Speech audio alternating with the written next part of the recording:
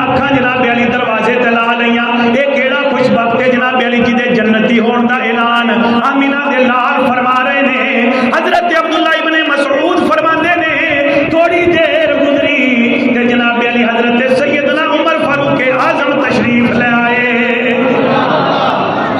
جدے جنتی ہون دا اعلان نبیاں دے سردار فرما رہے نے، اے جنتی آوے گا۔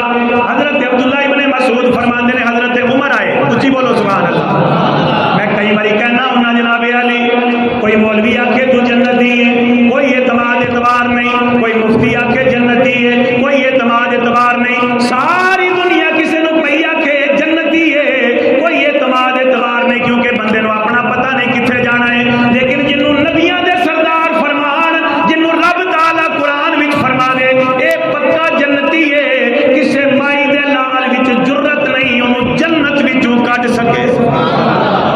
تے حضرت عمر کیسے جنتی نے؟ جنہ دے جنتی ہون دا اعلان اللہ دا قرآن فرما رہا ہے، جنہ دے جنتی ہون دا اعلان نبیاں دے سردار فرما رہے ہیں، اور اللہ تعالیٰ نے قیامت تک واسطے جناب علی مہر لا دیتی۔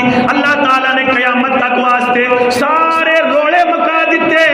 حضرت عمر دی قبر بنی ہے تے اس ٹکڑے وچ بنی ہے جس ٹکڑے نو نبی پاک نے فرمایا یہ جنت دا ٹکڑا ہے۔